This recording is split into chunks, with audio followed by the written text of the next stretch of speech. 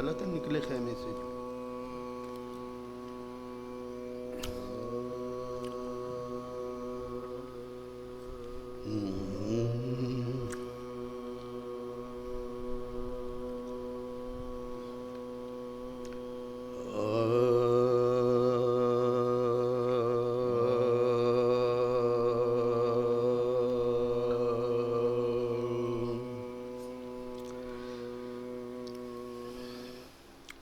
درود پڑھنے کا یار وہ پیپر کدھر چلا گیا.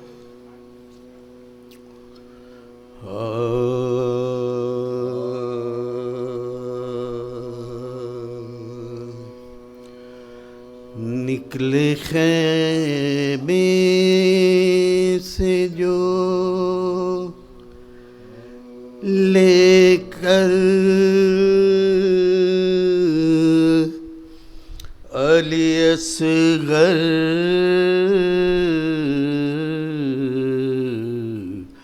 کو حسین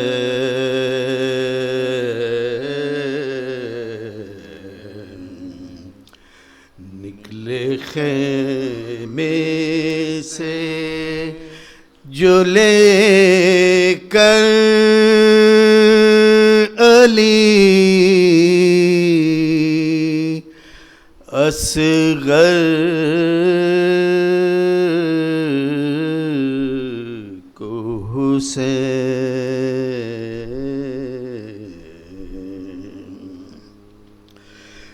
دونوں ہاتھوں پہ لیے تھے تنے لاغر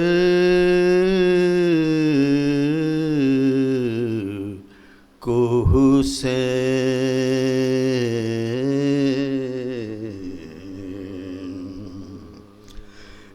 دھوپ میں سایہ کیے لاتے تھے دلبر کو حسین اشک آنکھوں سے نہ تھمتے تھے بہے جاتے تھے اشک آنکھوں سے نہ تھمتے تھے بہے جاتے تھے لڑکھڑاتے ہوئے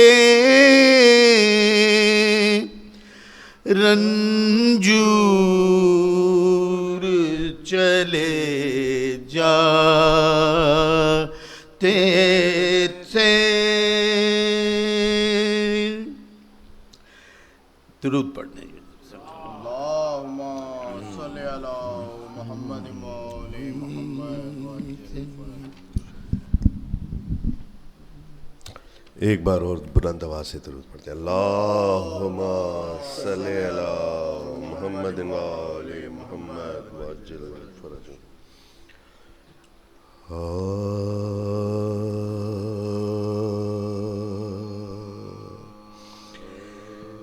مر جائے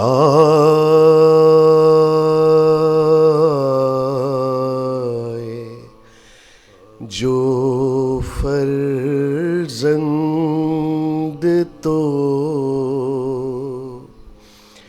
کیا چارہ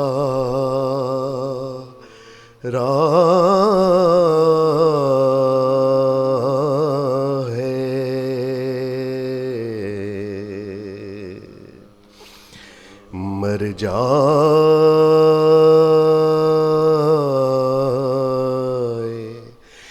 جو فرزند تو کیا چارہ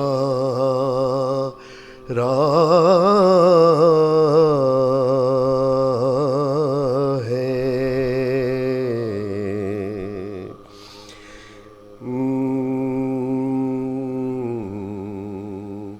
مر جائے جو فرزند تو کیا چارہ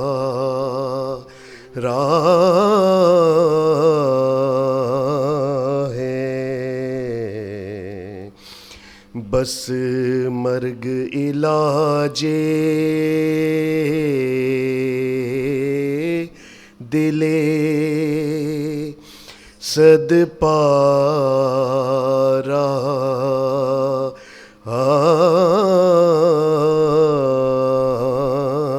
ہے، اصغر کو لٹا قبر میں کہتے تھے حسین،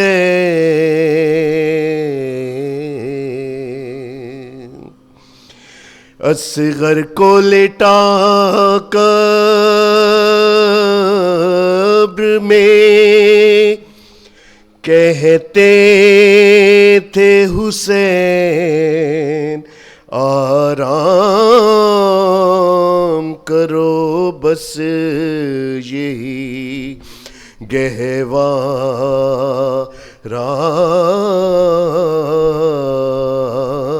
ہے، مر جائے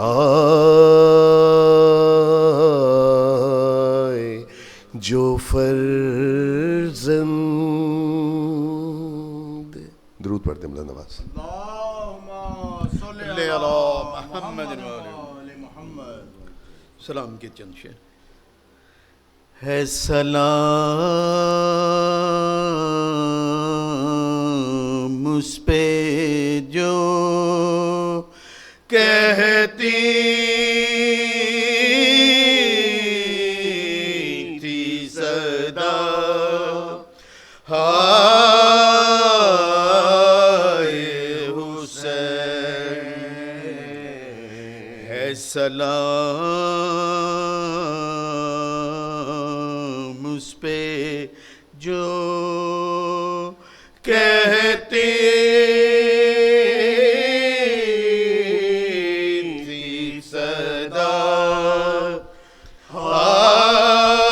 ہائے حسین. ظالموں نے تجھے پانی نہ دیا، ہائے حسین. ہے سلام اس پہ جو علی اکبر نے تیرے سامنے برچی کھائی، قتل اصغر تیرے ہاتھوں پہ ہوا، ہائے حسین. ہے سلام اس پہ جو نہ رہا کوئی بھی جنازے کا اٹھانے والا، تن زخمی تیرا تیروں پہ رہا، ہائے حسین. ہے سلام اس پہ جو گھوڑ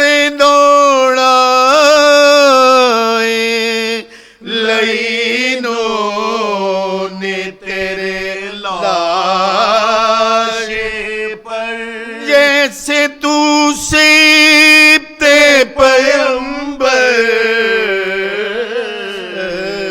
ہی نہ تھا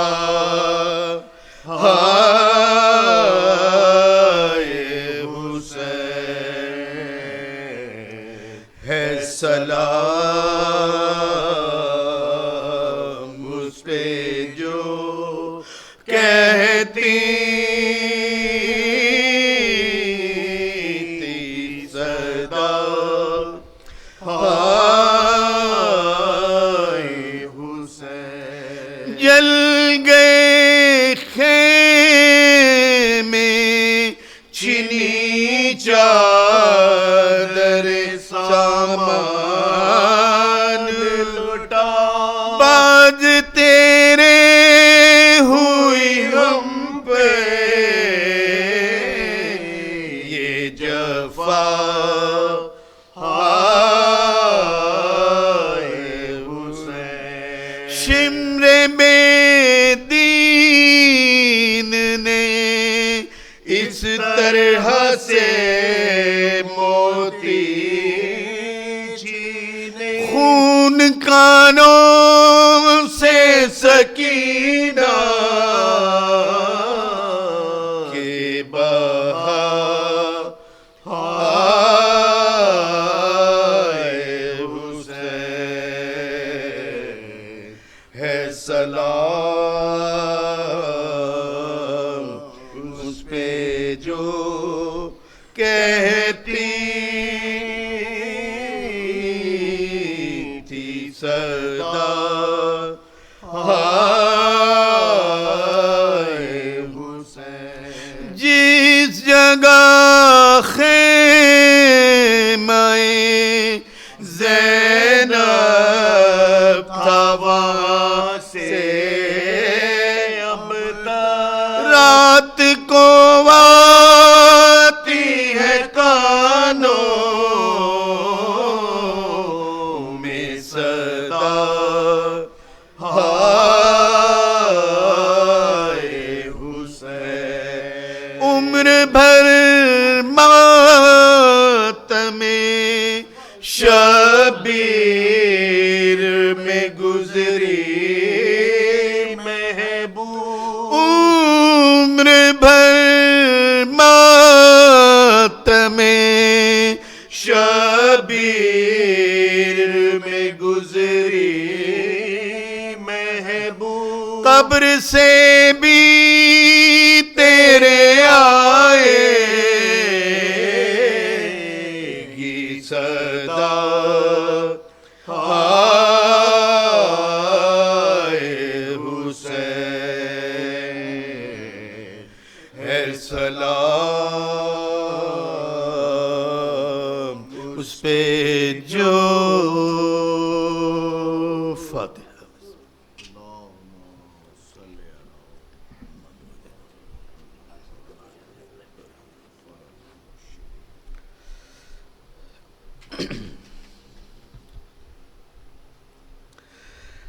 گہوار سے حسین جو اصغر کو لے چلے گہوار سے حسین جو اصغر کو لے چلے ہاتھوں پہ رکھ کے فدیائے داور کو لے چلے بادل میں شام کے ماہ انور کو لے چلے چلائی ماں کہاں میرے دلبر کو لے چلے چلائی ماں کہاں میرے دلبر کو لے فارغ ابھی نہیں ہوئی عنبر کے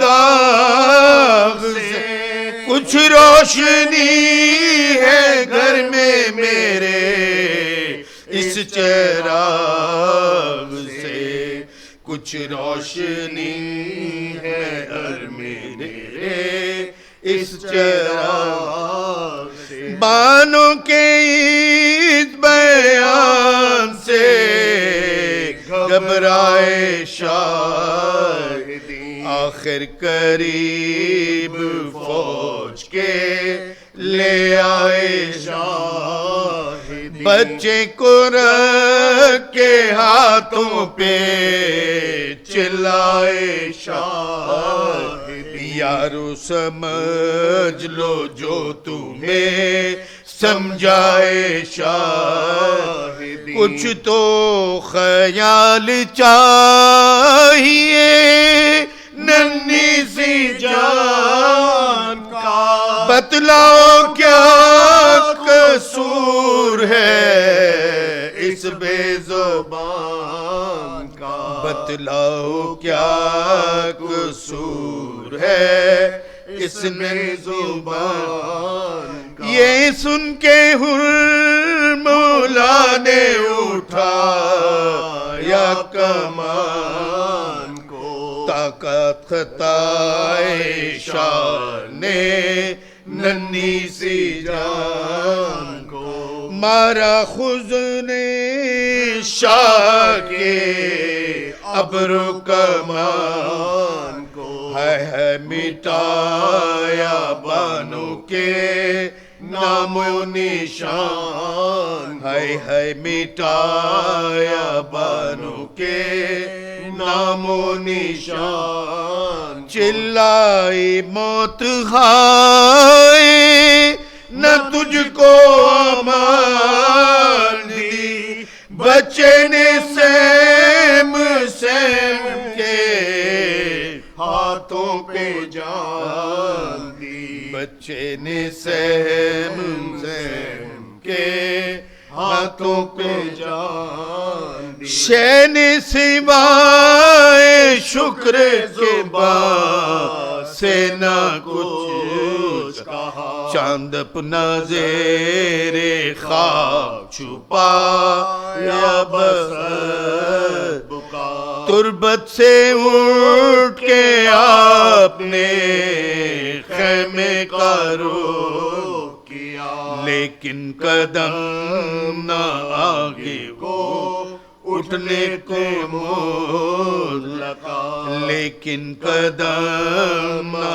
آگے کو اٹھتے تھے موت لگا، کہتے تھے کیا کہوں گا جو بچے کو مانگے گی، بانو ضرور ہسلیوں والے کو مانگے گی، بانو ضرور ہسلیوں والے کو مانگے گی، پہنچے غرض کے تارے رے خیمہ بازار، آئی جو بانو دیکھ کے شرمائی بار بار، گردن جھکا کے کہنے لگے شاہ نامدار، لو شہر بانو بن گیا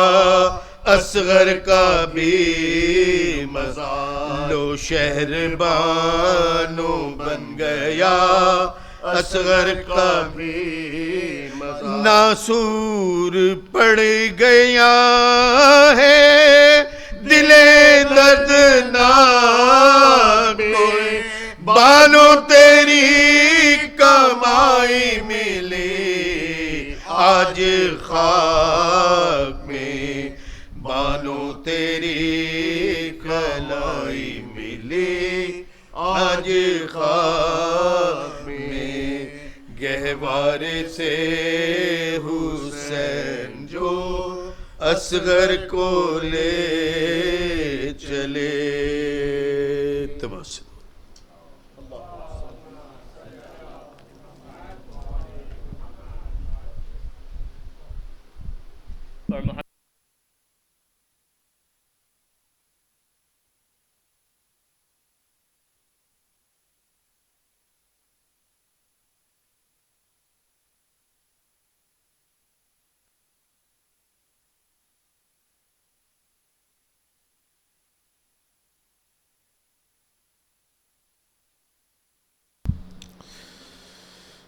أعوذ بالله من الشيطان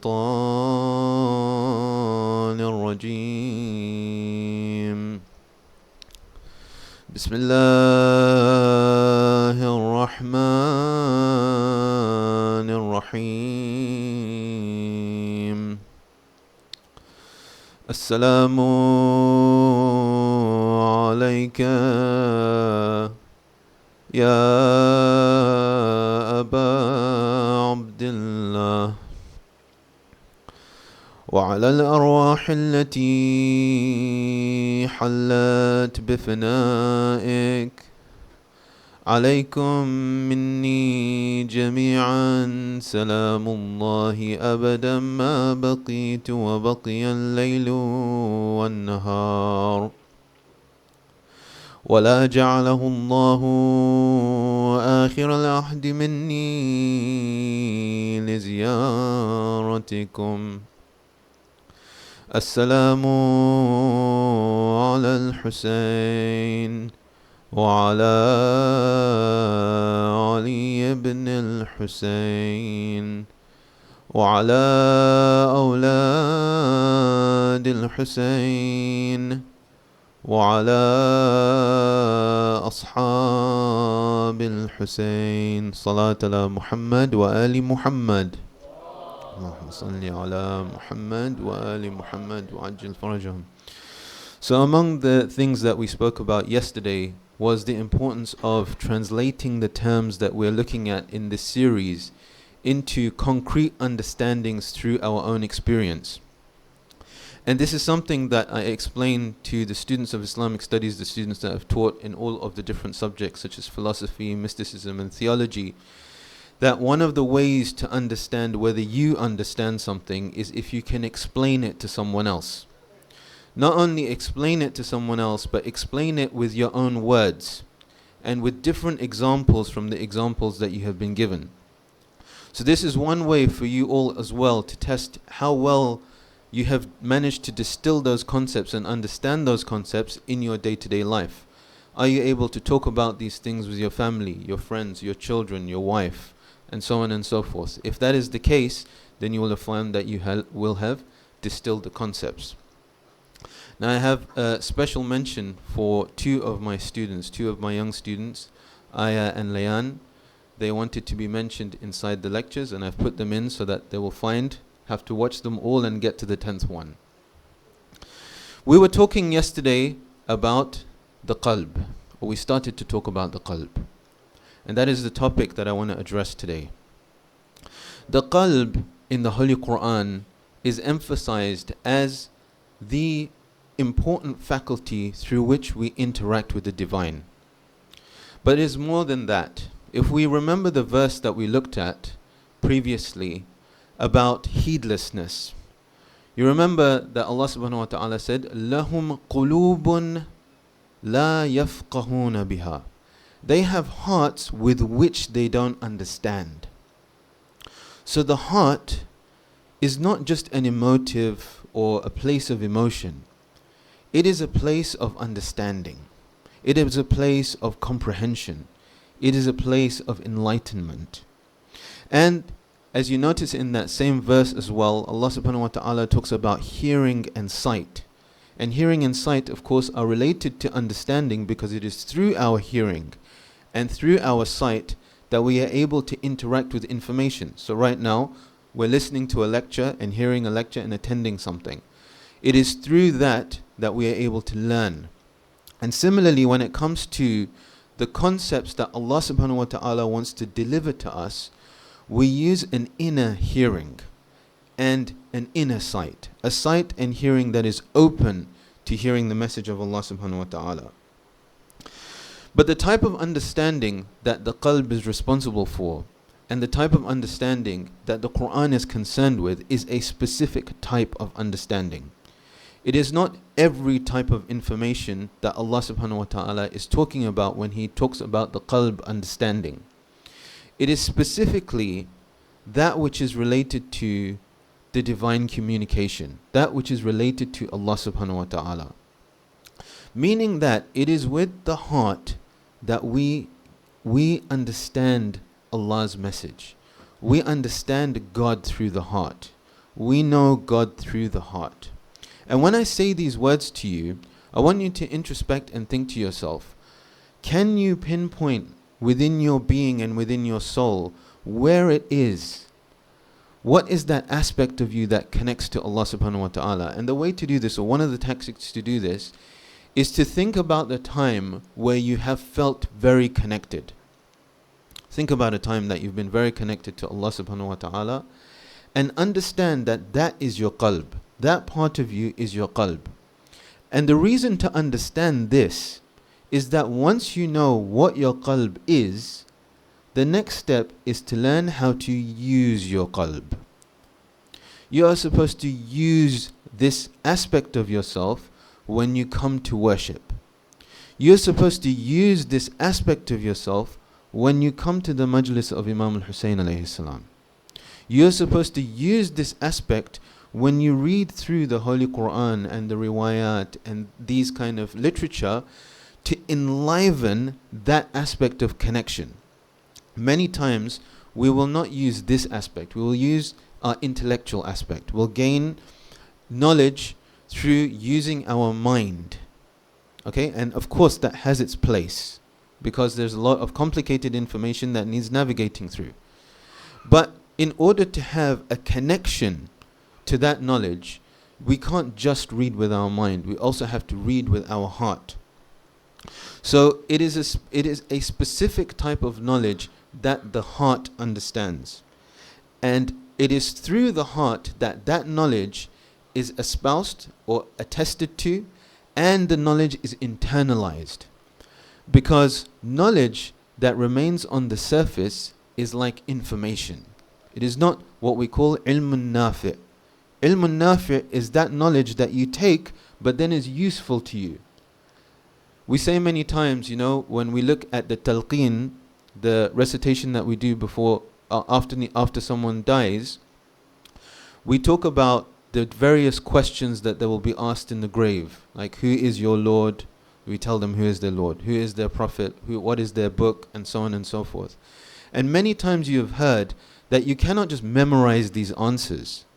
You can't just memorize them and expect that in the hereafter or in your grave, when the angels come and ask you, who was your Lord?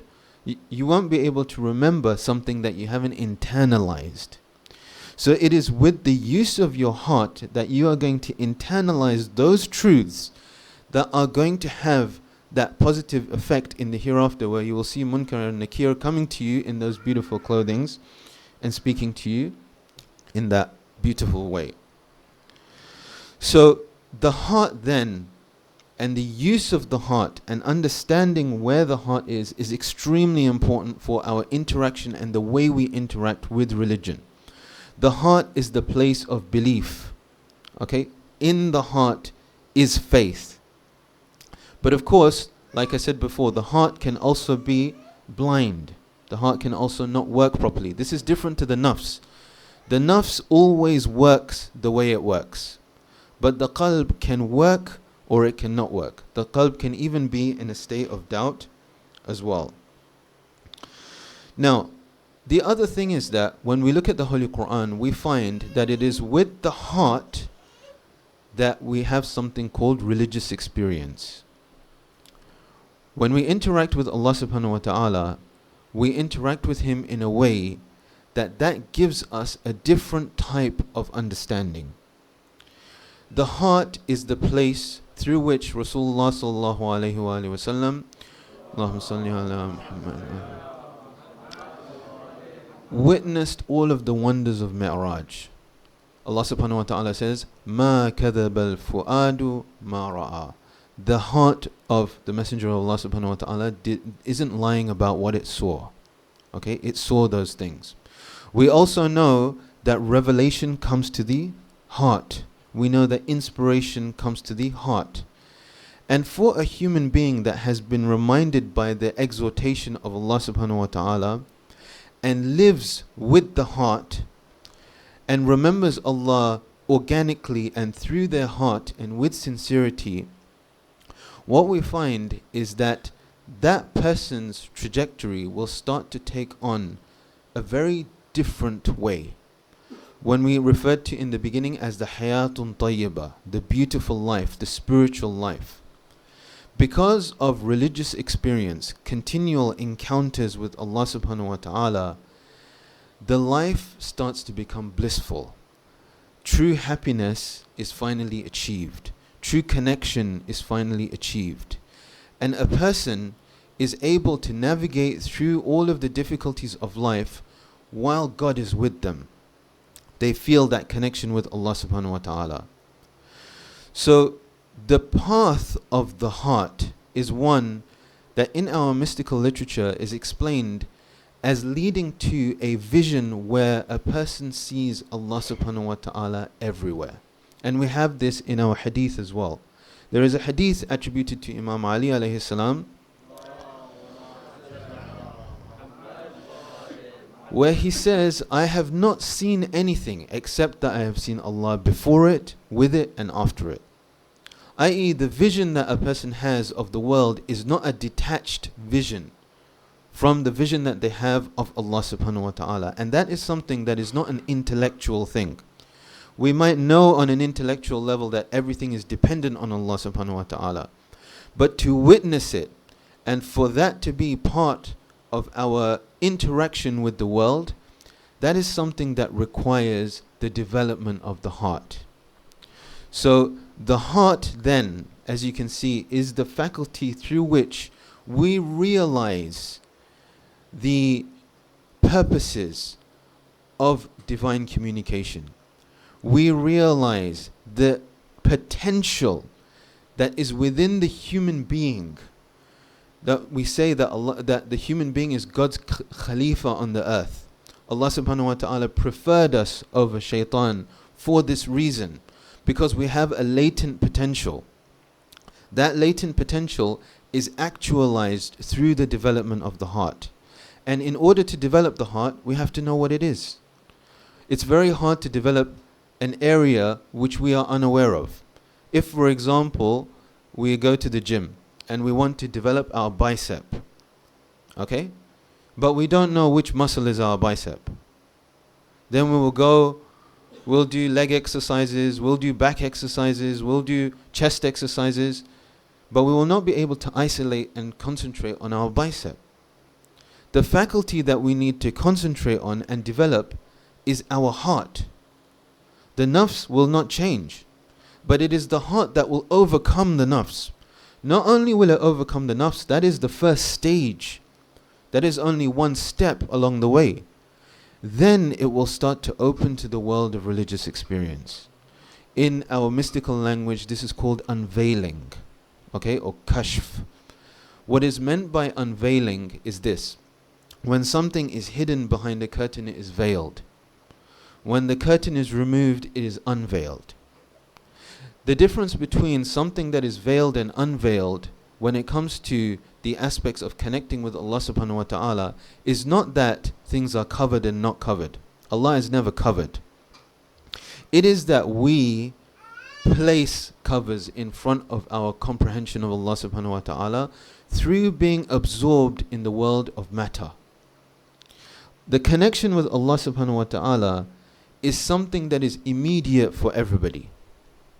If you want to, in this very moment, you can connect with Allah. It's not difficult. It is there. It is a present connection that is always ready for you. But what then prevents us, in that case, from connecting with Allah subhanahu wa ta'ala in a continuous manner? Why are we unable to remember Him? We are unable to remember Him because we are absorbed in other things. Or even if we're not absorbed in other things, we forget how to connect. Despite the ease, we need to be reminded so that we remember to connect. But once that connection becomes something normal and we concentrate in that connection, then what will happen simply is that a whole world will open up. You will have seen that there is a lot of literature about the secrets of prayer and the secrets of worship.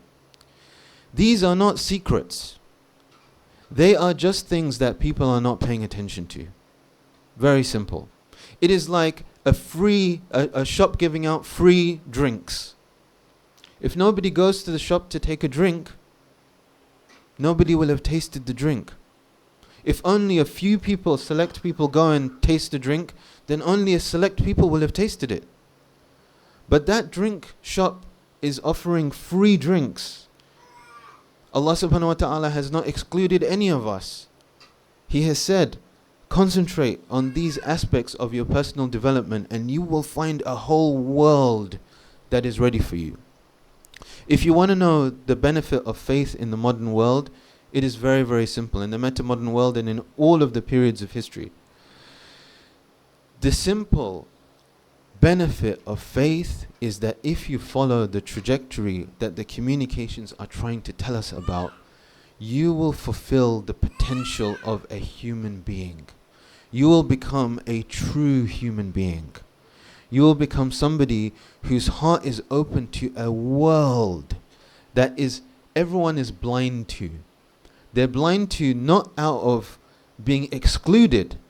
They're blind out of choice. And now when we take this understanding of the qalb and the nafs and we look at the events of Karbala, we can understand fully how the events of Karbala play out this interplay. On the one hand, you have Imam al-Hussein alayhi salam. Allahumma salli ala Muhammad wa ali Muhammad. And his camp.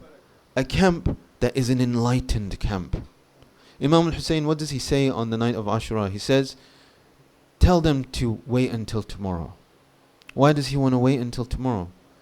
Because Allah knows that I love praying to Him, reciting supplication and reciting the Holy Quran.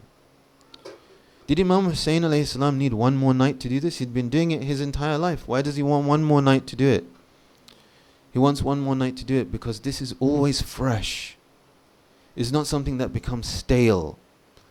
It is an experience that continues to unfold, continues to give fruit, continues to provide bliss, continues to provide connection. Imam al-Hussein alayhi salam and his camp are going past the material world tomorrow.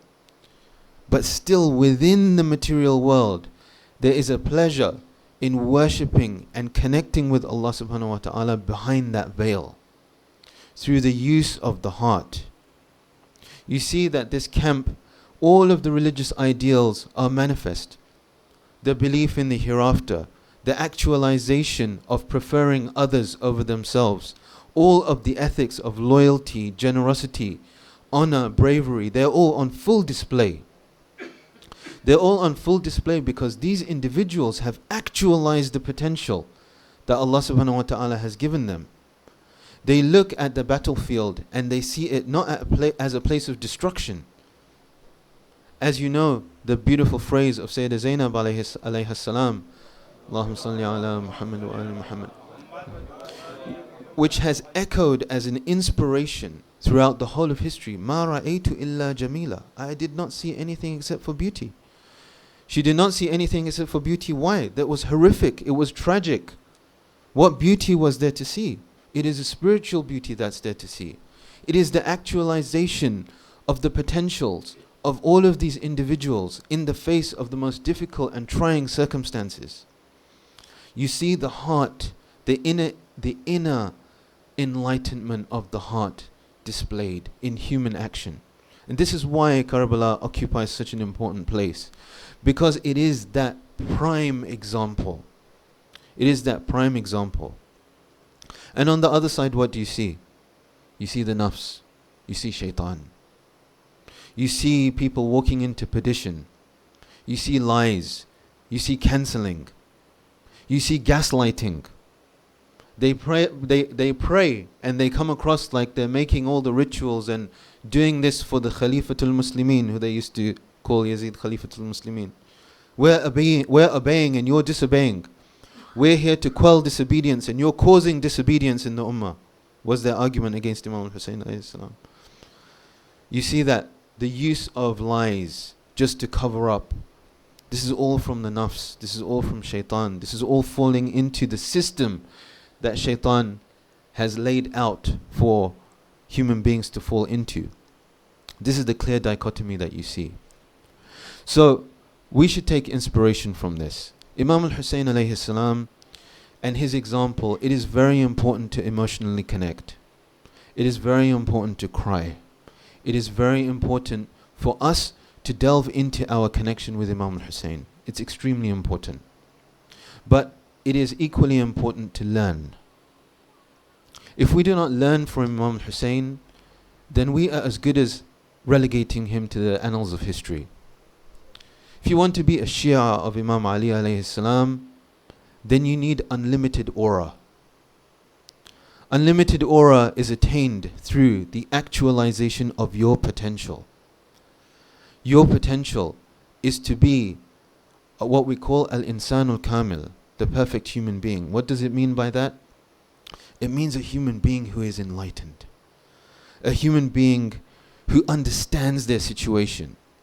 A human being who knows where they're going. A human being who can use their mind and their heart. A human being who is not alone. A human being who Allah subhanahu wa ta'ala is an integral part of their identity. An integral part of how they see the world. An integral part of their journey. You don't have aura. You don't have unlimited aura. Allah has unlimited aura. When you see Imam al-Hussein taking to the battlefield in bravery, it is his connection with Allah that does it. It is when you see Imam Ali alayhi salam with all his excellence is his connection with Allah. It is the actualization of his heart. That is what we need to take. That is what we need to pull into our day-to-day. And that is what makes Imam al-Hussein, Imam Ali, and all of our Imams, and especially the Prophet and all of the Prophets. This is what makes them our role model. You have a role model, why? Because you want to emulate them. You want to be like them. For example, if you love football, you might take one of the great footballers to be your role model. What will you do? You'll train like them, you'll practice like them, you'll try and score goals like them, you'll celebrate like them. Why will you do all of these things? Because you want to be like them. The same is with our religious personalities, our holy personalities. Don't just relegate them to figures of the past. Figures, I believe that they were good. They were good. But they were good so you could be good. They fulfilled their potential and they put out their hand and said, you do it too. You can do it. Look at these companions. They did it. You can do it too. Take that inspiration from them. Take that inspiration and bring it into your metamodern world. The metamodern, like we said, is the balancing of many things. You can be intellectual and a man of the heart or a woman of the heart. It doesn't have to be one or the other. It is not that we come to the majalis of Imam al-Hussein alayhi salam and it must be just emotion. Emotion, like I said, is very important. Don't get me wrong. But why should it not be intellect and emotion? Why should it not be personal development for day to day and the here and now? Yes, we will mourn tonight. Yes, we will mourn tomorrow like no other people mourn. But why should we not take an example back with us as well? Why should we not develop our characters? You know, there are hadiths talking about the Shia. The Shia are the best people in their locality. They are the most knowledgeable people in their locality. They understand the Quran better than everyone in their locality. They are pinnacles of excellence. So we should take that. We should be inspired by that. We all have the latent potential. We all have the pathway laid out for us. The pathway is not difficult. The pathway is to access authentically what is already there. The pathway is to continually move and continually seek to improve, to not be harsh on ourselves, but to realize that when we are with Allah, everything will pan out. If you are someone who wants to get closer to Allah subhanahu wa ta'ala, do you think Allah is going to sit and reject you? Do you think Allah looks at His creatures and says, this person wants to get close, but you know what? Let's leave him to one side. This is not what we should think of Allah. Allah subhanahu wa ta'ala, when He invites us to accept us. He doesn't invite us to reject us. He sent the most beautiful prophet to us to be Bashir and Nadir, to tell them, don't go that way, it's wrong. But if you go this way, everything will be right. Then when you want to take the path of right, do you think Allah is going to beat you down? Of course He's not. So take the understanding of the heart. Take the understanding of the heart and try and develop it. Develop how you understand that interaction with Allah subhanahu wa ta'ala. In our hadith, we also have mention of the intellect. So like I said to you, Quranically, there is the heart and the nafs. In the hadith, we have more explanation about the intellect. We have in hadith, Al-aqlu ma ubida bihi ar-Rahman wa iktusiba bihi al-jinan. The intellect is that by which Allah subhanahu wa ta'ala is worshipped and heaven is attained. When in another hadith, when someone asked about the cunningness of Muawiyah, the Imam replied by saying, this is not intellect. This is what he called deviousness. So, when we look at the intellect is a faculty that helps us with our processing. It is a faculty that we can use for what is correct and for what is not.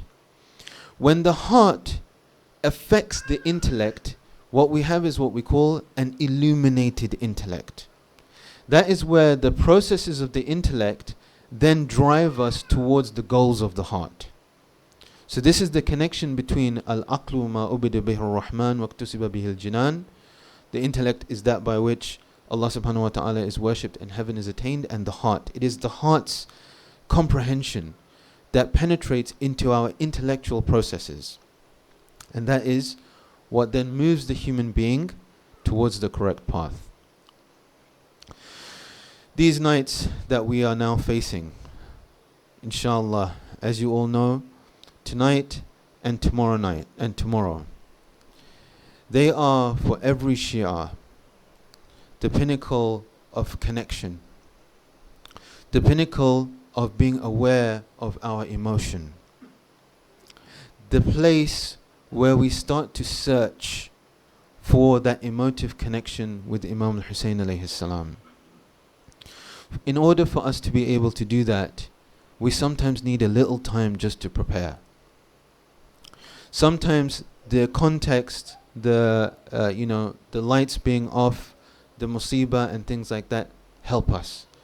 But many times we might find ourselves within these gatherings unable to connect still. Perhaps the language is foreign. Perhaps the ideas are sometimes foreign. It's very important for us to take time out to connect with this message. For many, many years, I spent the Muharram not giving lectures. I spent Muharram in my own house, looking over and looking over and looking over the story of Imam al-Hussein, trying to understand it, trying to connect to it. Because I am someone who was born into the modern, metamodern and postmodern worlds. The rationality for me was a very important aspect. I had to go through the journey of understanding in depth what happened. And then I was able to connect my heart to what happened. This is a journey that I know many of our youth also have to take. It is not easy for many of us to simply connect to poetry. It's very difficult for us. Sometimes we need to connect to the intellectual aspect and then connect to the poetry. So I encourage all of you to do that. Tomorrow, if you find yourself connected, that is beautiful. But if you find yourself finding it difficult to connect, don't worry. Take it as something that you can improve. And you can improve, and everyone can improve. I remember I used to ask scholars when I was younger, how do you cry for Imam al-Hussein? It was very difficult for me. Because in the gatherings it was too much. It was too quick even sometimes, the masa'ib. Okay? And then other things were in languages I didn't understand.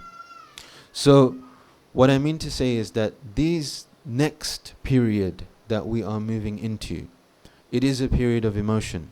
But emotion, what we want from emotion is that it comes out of us as naturally as possible. And like I said, for that natural connection, you need preparation. You need to prepare things. Just like witnessing and remembering Allah subhanahu wa ta'ala in that beautiful calm sunset. We need to curate the circumstances. In the same way, when it comes to the morning and connecting to something that happened such a long time ago, a sacred history. In order to connect to that, we have to visualize it. We have to imagine it. We have to see it with our mind's eye. And most importantly, we have to connect to the emotions of our Imam. We have to connect to our emotions that we have for our Imam. And when we do that, we will find that the tears for Imam al-Hussein are easy, very easy. And we also ask Allah subhanahu wa ta'ala to help us with that. Help us with that connection, because it is a rejuvenating and beautiful connection. Tonight in the subcontinent culture is a night in which we remember a tragedy that never fails to at least add a lump in the heart of every Muslim. It is a tragedy of an infant. When the sun of Ashura began to sink into the afternoon sky, the earth beneath Karbala was drenched with blood, and the cries of the women and children echoed in the tents. One by one, Al-Hussein had watched his family, his brothers, his nephews, his sons, sacrifice themselves in front of him. Aside from Ali al-Akbar, there seemed to have been other small children of the Imam who were also killed. Some historical accounts speak of a nursing infant of Imam al-Hussein who was martyred in the arms of his father during the fighting on that day. As I have mentioned previously, the tents were very close to the battleground. Some have said that this infant child, who we refer to as Ali Asghar or Abdullah al-Radi, was born on the day of Ashura, and this is the reason for bringing him to the Imam in the heat of battle. The slaughtering of an infant is an unjustifiable crime. An infant has done no harm in its innocence and weakness. Imam al-Hussein's infant was not killed except to pierce the heart of the Imam. So while this is a tragedy in and of itself, the tragedy is also in the heart of the Imam. The aim was to destroy his resolve and to make him lose hope. In Kitab al-Irshad, it is reported that Imam al-Hussein alayhi salam was sitting in front of the tent. His son Abdullah, who was a child, was brought to him. He sat him on his lap. Then a man from the Banu Asad shot an arrow at the child and slaughtered him. Al-Hussein took the infant's blood in his palm, and when it was full, he poured it on the ground. In Tadhkirat al-Khawas, it says, when Hussein alayhi salam saw the enemy were resolved on killing him, he took a copy of the Holy Quran and opened it. He placed it on his head. Then he called out, "The Book of God, my grandfather the Prophet, the Messenger of God, stand as judge between you and me. O people, why do you consider my blood lawful?" Then Al-Hussein turned towards one of his children, an infant who was crying due to thirst. He took him in his arms and said, "O people, if you bear no mercy towards me, then have mercy on this child."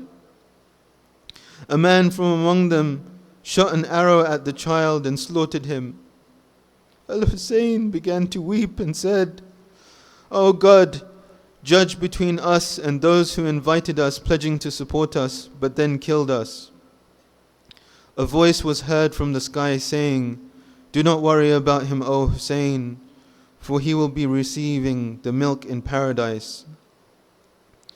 What can we say of a father whose child was murdered in his own arms? What kind of cruelty turns arrows on the smallest of children? They say that Karbala was a battlefield, but this was a cradle turned into a coffin. And that arrow did not just pierce the neck of the child, it pierced the soul of Imam al-Hussein alayhi salam. And it pierced the history of mankind. The arrow of Karbala did not fall silently. It cried, it screamed, and tonight we cry with it. O Ali Asghar, you did not raise a sword, you did not speak a word, yet your martyrdom was the heaviest. You were the final sacrifice of Imam al-Hussein, and when he gave you, he gave everything. And we who sit in mourning have nothing to offer in return but our tears. Let the tears flow, let them bear witness that even today, centuries later, the arrow of Karbala still finds its mark in every heart that remembers. Ala la'natullahi ala al-qawmi al-dhalimin. وَسَيَعْلَمُ الَّذِينَ ظَلَمُوا أَيَّ مُنْقَلَبٍ يَنْقَلِبُونَ. We ask Allah subhanahu wa ta'ala to help all of the Muslimin throughout the world, especially in Gaza and in the Middle East. We ask Allah subhanahu wa ta'ala to help all of our brothers and sisters in difficulty, sickness, need, poverty, debt. And we ask Allah subhanahu wa ta'ala to help relieve all of their problems and worries. We ask you, O Allah, in this night and tomorrow to help us to mourn for Imam al-Hussein alayhi salam, and for his family and companions, and for his women and folk. And we ask you, O Allah subhanahu wa ta'ala, to give us the best of this dunya and the best of the hereafter, and to save us from the fire of hell. Ala wa akhiru da'wana and alhamdulillahi rabbil alameen wa sallallahu ala sayyidina Muhammad wa ala alihi at-tahirin.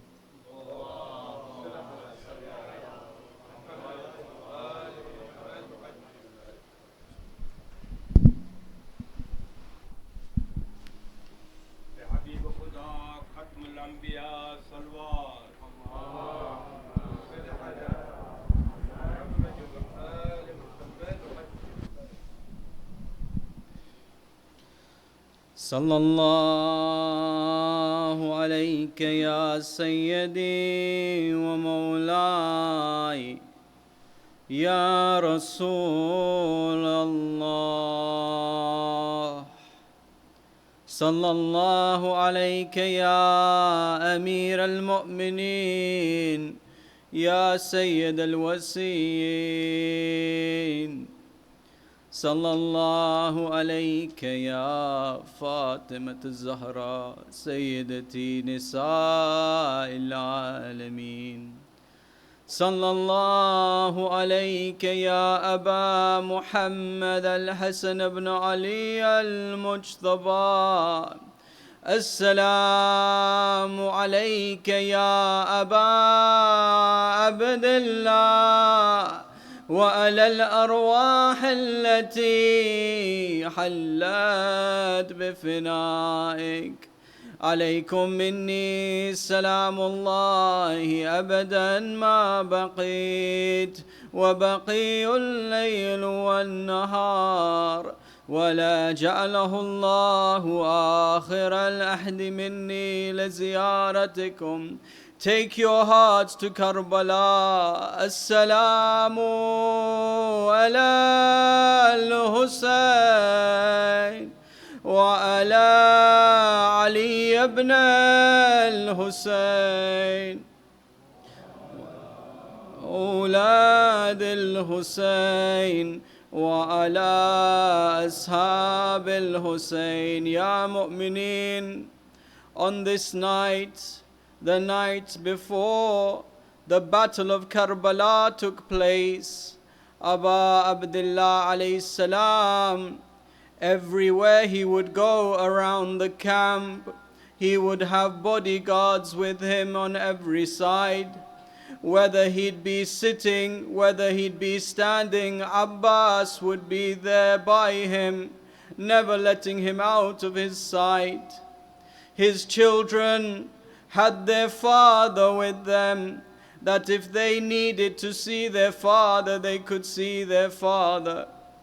Ya Mu'mineen, on this night, You go to the tents of the companions and you hear the buzzing like it was the buzzing of the bees because of the Quran, the dua, the salah that they would be partaking in on this holy night.